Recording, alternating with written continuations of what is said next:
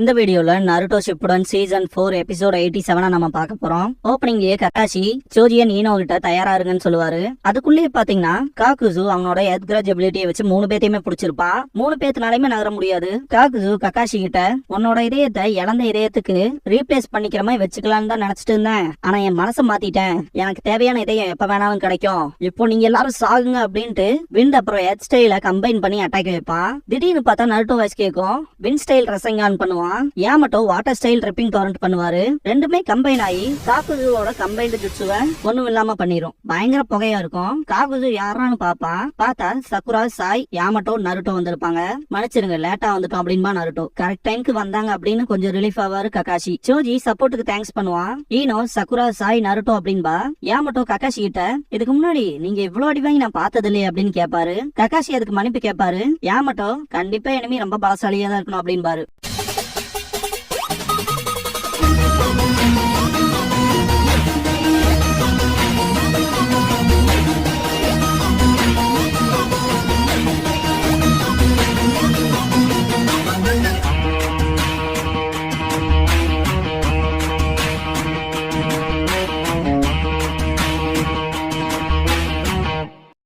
Opening song முடிஞ்சதுக்கு அப்புறமா when you curse someone you dig your own grave அப்படிங்கிற இந்த எபிசோடோட டைட்டில் போட்டு ஸ்டார்ட் பண்றாங்க.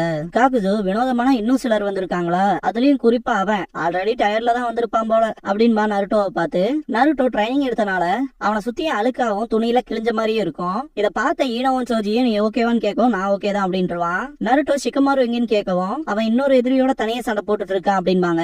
கண்டிப்பா ஷிகமாருவுக்கு லாங் டிஸ்டன்ஸ்ல இருந்து சப்போர்ட் கொடுக்கறதுக்கும் மெடிக்கல் சப்போர்ட் கொடுக்கறதுக்கும் ஆள் வேணும். 2 பேர் ஷிகமாரு கிட்ட போங்க அப்படின்பாரு கக்காஷி. பாக்குன சமன் பண்ணிட்டு யாமட்டோ சக்குராவையும் சாயையும் கிளம்ப சொல்லுவாரு. காக்குசு வந்த எல்லாத்தையுமே ஜஸ்ட் அவனோட ஹார்ட்டுக்கு ரீப்ளேஸ் பண்ற ஒருத்தங்களா தான் இருப்பாங்க. அதை தாண்டி பெருசாலாம் ஒன்னும் புடுங்க முடியாதுங்கிற மாதிரி நக்கல் பண்ணுவான். நருட்டோ முன்னாடி வந்து நின்னுட்டு இவனை நான் பாத்துக்கிறேன் அப்படின்பா. பாக்குன்னு போலாமான்னு சொல்லி கேட்கவும் சக்குரா நருட்டோ கிட்ட இதை நீ பாத்துக்க நருட்டோ அப்படின்ட்டு கிளம்புவா. கக்காஷி நருட்டோட கையை பார்த்துட்டு அதை கம்ப்ளீட் பண்ணிட்டானா என்னன்னு சொல்லி கேட்பாரு.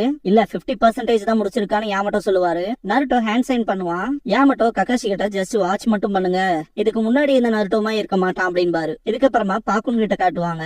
ஷிகமாரு இருக்க இடத்துக்கான வழியை காமிச்சு கூட்டிட்டு போவோம். சாய் சக்குரா கிட்ட ஷிகமாருவோட சென்சேவை கொன்னது அவனா இருக்கலாம், இருந்தாலும் பழி வாங்குறதுக்கு தனியா போயிருக்கானே, இது அவசரப்பட்ட மாதிரி இருக்குல்ல, அவனுக்கு ஏதாவது ஆயிருக்குமான்னு சொல்லிட்டு கேட்பான். இல்ல ஷிகமாருவுக்கு எதுவும் ஆயிருக்காது அப்படின்பா சக்குரா. மனசுக்குள்ள லேண்ட் ஆஃப் ஃபயர்லயே ரொம்பவுமே இன்டெலிஜென்டான பர்சன் அது ஷிகமாரு தான், அதுன்னு மட்டும் இல்லாம அப்படின்னு திங்க் பண்ணும்போது சக்குராவுக்கு ஒரு பிளாஷ்பேக் ஞாபகத்துக்கு வரும். ஒக்காகே ஆபீஸ்ல சுனாடே, ஷீசுனே அப்புறம் சக்குரா 3 பேரும் இருப்பாங்க. ஷிகமாரு போற மிஷனுக்கான டீடைல்ஸ் மட்டும் வாங்கிட்டு என்ன போலாமா அப்படின்ட்டு ஒரு இன்ட்ரெஸ்ட் இல்லாமே தானே எப்பவுமே நடந்துக்குவான். அதே மாதிரி தான் பண்ணுவான். இத பார்த்த சக்குரா கொஞ்சம் இரிட்டேட் ஆயிருப்பா. இவன் எந்த மிஷன்லயுமே இன்ட்ரெஸ்ட் காட்ட மாட்டேங்கிறான், இவனை எதுக்கு சப் கேப்டனா போட்டீங்க, ஷிகமாரு மேல எந்த ஒரு அஃபென்ஸும் இல்ல, இருந்தாலும் அவனை ரொம்பவுமே ஓவர் எஸ்டிமேட் பண்றீங்களோ அப்படின்னு சக்குரா கேட்கவும் சுனாடே சிரிச்சுக்கிட்டே அவன் எப்பவுமே இன்ட்ரெஸ்ட் வெளியே காட்டிக்க மாட்டான், ஆனா என்ன இப்பெல்லாம் ரொம்பவே கஷ்டப்படுறான் வெளியே காட்ட, அதுன்னு மட்டும் இல்லாம அவன் நான் அண்டர் எஸ்டிமேட் தான் பண்ணிட்டேன் அப்படின்பாங்க சிரிச்சுக்கிட்டே. சக்குராக்கு ஒன்னும் புரியாது. சுனாடே லேண்ட் ஆஃப் ஃபயர்ல இருந்து வந்த லெட்டர் ஒன்னு எடுத்து காட்டுவாங்க. என்னதுன்னு கேப்பா Sakura. Land of fire feudal லார்டோட பர்சனல் கார்ட் டிவிஷனுக்கு ஷிகமாருவை மெம்பரா கேட்டிருக்காங்க அப்படின்னு சொல்லுவாங்க சுனாடே. இதை கேட்ட சக்குரா ஷாக்காவா. சுனாடே இதுக்கு முன்னாடி ஷிகமாரு தான் சுனின் எக்ஸாம் நடத்திருப்பான், அப்பதான் ஃபியூடல் லார்டோட ஒரு அசிஸ்டன்ட் கண்ணுல மாட்டிருப்பான். சக்குரா நம்ப முடியாம நிப்பா. இந்த கார்ட் டிவிஷன்ங்கிறது கார்டியன் ஷினோபி 12க்கு ஈக்குவலானது அப்படின்பாங்க சுனாடே. சக்குரா டக்குன்னு ஷாக் ஆயிட்டு இந்த ஆஃபரை அவன் அக்செப்ட் பண்ணிட்டானா என்னன்னு சொல்லி கேப்பா. உனக்குதான் அவனை பத்தி தெரியுமேன்னு சொல்லுவாங்க சொன்னாடே. டான் இல்லைங்கிற மாதிரி தலையாட்டும். இதுக்கப்புறமா சக்குரா வெளியே நடந்து போயிட்டு இருக்கும் போது ஷிகமாருவும் ஆசுமா சென்சேவும் படுத்துட்டு விட்டத்தை பார்த்துட்டு இருப்பாங்க. ஆசுமா ஷிகமாரு கிட்ட ஏன்டா ஃபியூடல் லார்ட் கிட்ட இருந்து வந்த ஆஃபரை ரிஜெக்ட் பண்ண அப்படின்னு சொல்லி கேட்பாரு. ஷிகமாருக்கு அதுல பெருசா ஆர்வம் இருக்காது. இந்த உலகத்தை வெளியே இருந்து பாக்குறதும் ஒரு தப்பான விஷயமாலாம் இருக்க போறது இல்லையில, ஈவன் நானே இப்ப இந்த அளவுக்கு இருக்கேன்னா அந்த கார்டியன் ஷினோபி 12ல இருந்தனாலதான் அப்படின்லாம் ஆசுமா சொல்லும் போதும் கூட ஷிகமாரு பெரிய இன்ட்ரெஸ்ட் காட்ட மாட்டான். ஆசுமா கிட்ட நான் அதை எப்படி சொல்றது, ஈனோவும் சோஜியும் இருக்காங்க, அதே மாதிரி என் யூனிட்ல புதுசா இருக்க பசங்க அப்புறம் நருட்டோ இவங்களுக்கு எல்லாம் நான் கண்டிப்பா தேவைப்படுவேன், அதனாலதான் அப்படின்பா. இத தூரத்துல இருந்து சக்குரா கேட்டுட்டு தான் இருப்பா. ஆசுமா அப்பனும் உனக்குள்ளேயும் அந்த வில்லா ஃபயர் இருக்கு அப்படின்னு சொல்லி கேட்பாரு. வில்லா ஃபயரா, இத பத்தினா லார்ட் தேர்ட் தான் பேசுவாருன்னு சொல்லுவான் ஷிகமாரு. அதேதான் இந்த கிராமத்தை காப்பாத்தணுங்கிற அந்த எண்ணம் அப்படின்பாரு ஆசுமா. அந்த அளவுக்கு எல்லாம் இல்ல அப்படின்பா ஷிகமாரு. வெக்கப்படாத, உன் ஃப்ரெண்ட்ஸ் மேல எவ்வளவு அக்கறையா இருக்க அப்படிங்கிறது நீ ப்ரொடெக்ட் பண்ணணும்னு சொன்னதுலயே தெரிஞ்சிருச்சு அப்படின்பாரு ஆசுமா. ஆக்சுவலா நம்ம எல்லாருமே இந்த லீஃபோட ஷினோபிஸ், இது ஒரு தொல்லைதான், ரெண்டாவது இப்படிப்பட்ட ஆளே நான் கிடையாது அப்படின்பா சிக்கமாரு. வில் ஆஃப் ஃபயர் அந்த கிராமத்தை சுத்தியும் ஷைன் ஆயிட்டு தான் இருக்கு, சொல்ல போனா எங்க அப்பா தான் அடிக்க ஒருக்கா சொல்லுவாரு அப்படின்பாரு ஆசுமா. சிக்கமாரு எந்திரிச்சிட்டு ஒரு நாள் உங்களையும் நான் ஷைன் ஆக்குவேன் அப்படின்பா. ரெண்டு பேருமே சிரிச்சிருப்பாங்க. இந்த சீன் பார்க்கவே அவ்வளவு அழகா இருக்கும். பிரசன்ட்ல இருக்க சக்குரா சிக்கமாருவை பத்தி எந்த கவலையும் படணும் அவசியம் இல்ல. ஏன்னா ஆசுமாவோட இறப்புக்கு பழி வாங்க அவன் சண்டை போடுறான். சிக்கமாரு எதிரியோட கண்டிப்பா பர்ஃபெக்ட் பிளானோட தான் சண்டை போடுவான் அப்படின்ட்டு போவா சக்குரா. சிக்கமாரு கிட்ட காட்டுவாங்க. ஹீடான் பயங்கரமா சிரிப்பான். என்னால நல்லாவே நகர முடியுதுன்ட்டு சிக்கமாரு அட்டாக் பண்றதுக்கு பக்கத்துல வந்துட்டே இருப்பான். இப்போதைக்கு நீ லார்ட் ஜாஷினை நம்பு, முடிஞ்ச டைமுக்குள்ள அவர் உன்னை காப்பாத்துவாரு. இருந்தாலுமே லேட் ஆயிடுச்சு, கன்வெர்ட் ஆனாலும் டைம் இல்லையே அப்படின்ட்டு இந்த லார்ட் ஜாஷினை நம்பு, காப்பாத்துறான்னு பாக்கலாம்னு சொன்னான் இல்லையா ஹீடான். இது எல்லாமே ஜஸ்ட் நக்கல் பண்றதுக்காக பேசியிருப்பான். உன்னை என்ன உயிரோட விட போறேன்னு நினைக்கிறியா அப்படின்ட்டு அட்டாக் வைக்க வரும்போது சிக்கமாரு கையை தூக்கிருப்பான். வேற ஒரு பக்கம் வந்து ஷேடோ அவனை பிடிக்கிற மாதிரி இருக்கும். ஷேடோ புல் ஜுட்சு அப்படின்பா சிக்கமாரு.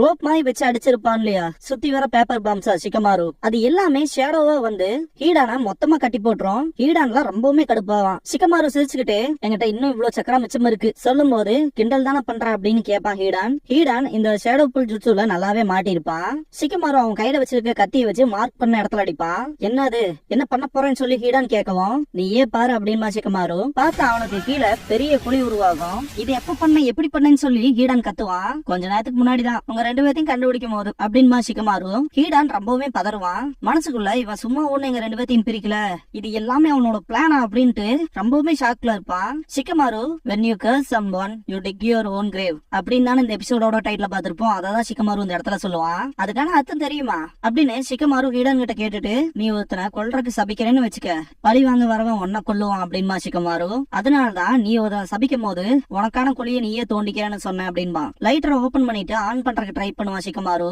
ஹீடான் பதறுவான். நீ என்னோட சென்சேவ சபிச்சு கொன்ன, அவ்வளவு ஈஸியா ஃப்ரீயா உன்னை சுத்த விட்டுருவான்னு நினைச்சியா? உனக்கு கீழே ஒரு பெரிய குழி இருக்குல்ல, அதுதான் உன்னோட சவக்குழி அப்படின்ட்டு சிக்கமாரு லைட்டர் ஆன் பண்றதுக்கு ட்ரை பண்ணுவான். ஹீடான் சிரிச்சுக்கிட்டு இங்க பாரு, நீ என்ன கொன்னாலும் ஏன் என்னோட உடம்பு பீஸ் பீஸா போனாலும் என் தான் மட்டும் தான் மிச்சம் இருக்குனாலும் 6 அடிக்கு மேல என்ன புதைச்சே வச்சாலும் என் உயிர் போகாது, நான் சாக மாட்டேன், என்னைக்கா இருந்தாலும் உன்னை தேடி வந்து கொல்லுவண்டா அப்படின்ட்டு ஹீடான் உன்னால என்ன பண்ண முடியும் பண்ணிக்கடா அப்படின்பா. சிக்கமாரு அந்த பக்கம் பார்க்கவும் ஏகப்பட்ட மான்கள் வரும். ஹீடான் என்ன மான்களா அப்படின்ட்டு பாப்பா.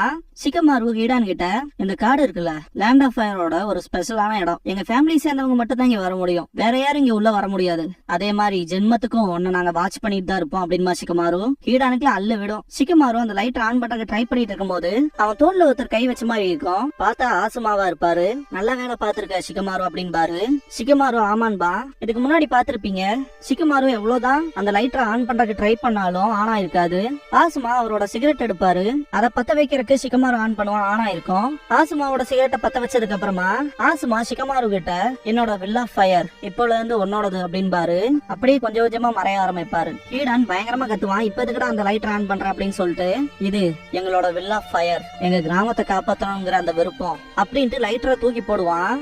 இந்த இடத்துலதான் சிக்கமாரு அவனோட சென்சேவுக்கு குட் பை சொல்லுவான். மொத்தமா வெடிச்சு சதறுவான் ஹீடான். ஒரே ஒரு சின்ன விஷயத்த உங்க எல்லாத்துக்கிட்டையுமே ஷேர் பண்ணணும்னு நினைக்கிறேன். நருட்டோ சீரீஸை நான் ஏகப்பட்ட தடவை பார்த்திருக்கேன். இருந்தாலுமே ஒரு சில மரணமும் ஒரு சில சீனும் எனக்குள்ள இன்னுமே அந்த ஒரு தாக்கத்தை வச்சிருக்கு, புதுசா பாக்குற மாதிரி. ஒரு சில சீன்ஸை நான் எக்ஸ்பிளைன் பண்ணணுங்கிறதே மறந்து சில நேரம்ல அழுக ஆரம்பிச்சிருவேன். சோ அப்ப வாய்ஸ் வந்து ரொம்பவுமே மோசமா இருக்கும். அதனால நான் கொஞ்சம் ஃப்ரெஷ் அப் ஆயிட்டு தான் பேசுற மாதிரி இருக்கும். அதனாலதான் வீடியோவும் டிலே ஆச்சு. ஏன்னா ஒரு சில விஷயங்கள்லாம் என்னால மாத்திக்க முடியல. ஒரு சில சீன்ஸ் இருக்கு, அதை நான் எத்தனை தடவை பார்த்தாலும் என் கண்ணுல ஆட்டோமேட்டிக்காவே தனி வந்துடும். அதனாலதான் இந்த ஒரு சீசன் கொஞ்சம் லேட் ஆச்சு. இதுக்கப்புறமா நருட்டோ கிட்ட காட்டுவாங்க, மல்டி ஷேடோ க்ளோன் ஜுட்சு பண்ணுவான். இத பார்த்த காக்குசு மல்டி ஷேடோ க்ளோன் ஜுட்சுவா, நீதான் அந்த நைன்டீஸ் ஜின்சுரிக்கான்னு சொல்லி கேட்பான். யாமட்டோ ககாஷி கிட்ட சிச்சுவேஷனை பத்தியும் எதிரியோட பவரை பத்தியும் கேட்பாரு. ககாஷி நம்ம மோதுறது 2 அக்காட்சிக்கு மெம்பரோட, சிக்கமாரு 2 பேர்த்தையுமே பிரிக்க வச்சான். அது ஒருத்தன் கூட சிக்கமாரு சண்டை போடுறான், இன்னொருத்தன் தான் நம்ம முன்னாடி இருக்கான்ல, அவனால அவனோட சக்திகளை பிரிக்க முடியும். அவனோட ஷோல்டர்ல 2 மாஸ்க் இருக்கு இல்லையா,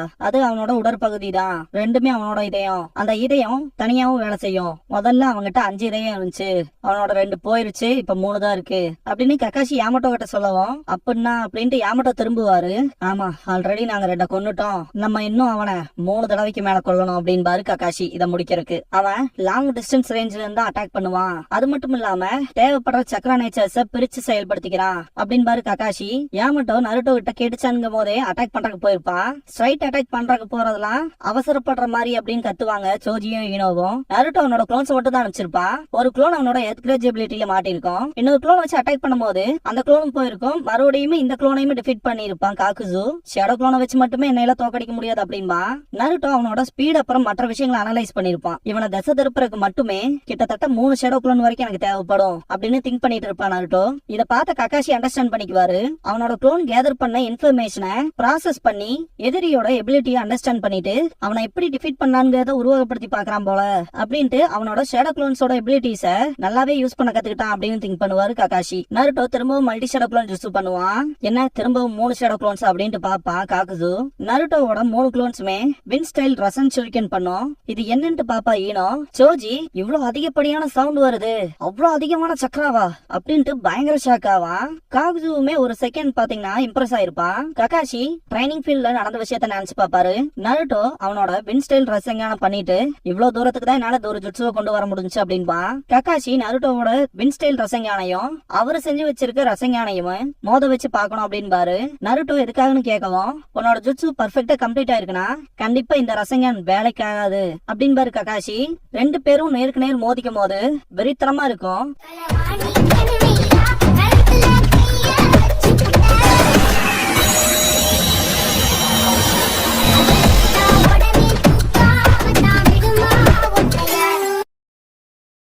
இதோட முடிவுல ககாஷி அவரோட கையும் கூட தூக்க முடியாம கஷ்டப்பட்டு இருப்பாரு.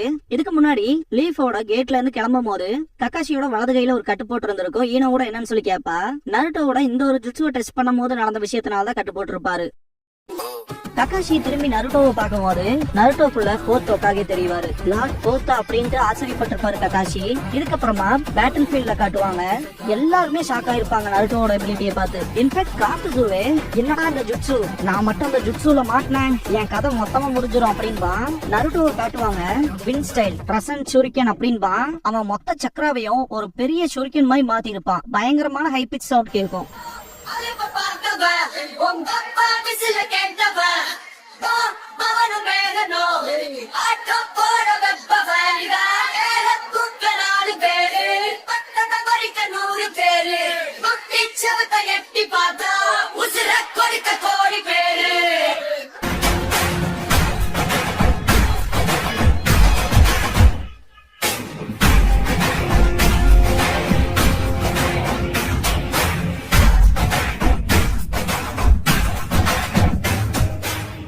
க்ளோசிங் சாங் முடிஞ்சதுக்கு அப்புறமா வின் ஸ்டைல் ரசன் ஷூரிகன் அப்படிங்கிற எபிசோட தான் நம்ம அடுத்து பார்க்க போறோம் அப்படின்பா நருட்டோ. இதுக்கப்புறமா டீம்மேட்ட காட்டுவாங்க.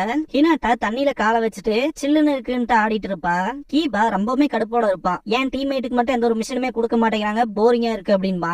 சீனோ ஆல்ரெடி கொரோனா சென்ஸே மனசோடது இருக்காங்க, அந்த ஒரு பெயின்ல இருந்து வெளியே வரதெல்லாம் அவ்வளவு ஈஸி கிடையாதுன்னு சொல்லுவான். புரியுது, நான் ஒன்னும் முட்டாள் இல்ல, ஆனா டீம் 10 ஆல்ரெடி ஆசுமாவோட இறப்புக்கு பழி வாங்குறதுக்கு போயிட்டாங்க. அப்புறம் நருட்டோ அவனோட புது ஜுட்சுவை கம்ப்ளீட் பண்றதுக்கு ட்ரைனிங் எடுத்துட்டு இருக்கா அப்படின்னு கீபா சொல்லும் போது ஹினாட்டா செம குஷியா இருப்பா. நருட்டோ உண்மையாமே ஹார்ட் ஒர்க் பண்றான் அப்படின்ட்டு வெக்கப்பட்டு இருக்கும் போது கீபா பக்கத்துல போயிட்டு என்ன வெக்கப்படுறேன்னு சொல்லி கேப்பா.